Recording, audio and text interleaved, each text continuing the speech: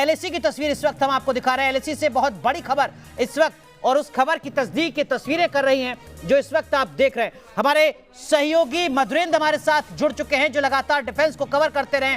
मधुरेंद्र, तस्वीरें बहुत कुछ कह रही हैं। देखिए, बिल्कुल ये तस्वीरें साफ तौर पे कह रही हैं कि किस तरह से चीन ने अपने कदम पीछे हटाने शुरू कर दिए हैं। T-96 टैंक है, ये बताना बेहद जरूरी है, जो कि चीन ने डिप्लॉय कर रखा था।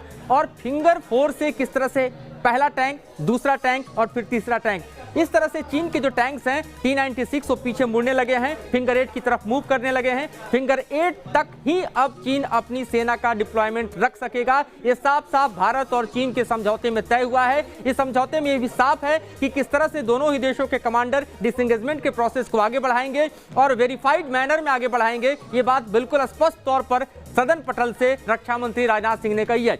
विजुअल साफ तौर पे बताते हैं कि पिछले 1 साल से लगातार जो एंगेजमेंट, माफ कीजिएगा मैं आपको रोक रहा हूं। राजनाथ सिंह रक्षा मंत्री ने संसद में क्या कुछ कहा है, ये हम जरा एक बार सुनाते हैं दर्शकों को।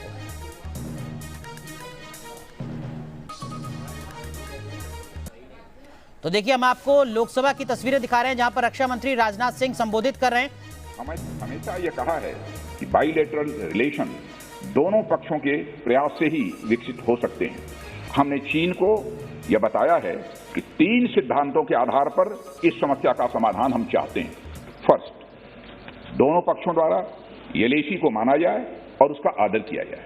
सेकंड, किसी भी पक्ष द्वारा यूनिलैटरली स्टेटस को बदलने का प्रयास नहीं किया जाए। थर्ड, सभी समझौतों का दोनों पक्षों द्वारा पूर्ण रूप से पालन किया जाए। ये 3 बातें उनके समक्ष रखी गई थी।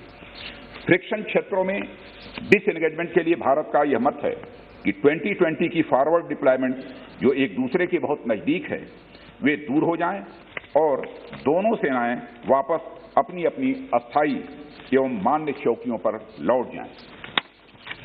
अध्यक्ष महोदय, बातचीत के लिए हमारी स्ट्रेटजी तथा अप्रोच माननीय प्रधानमंत्री जी के इस दिशा निर्देश पर आधारित है कि हम अपनी 1 इंच जमीन भी किसी और को नहीं लेने देंगे।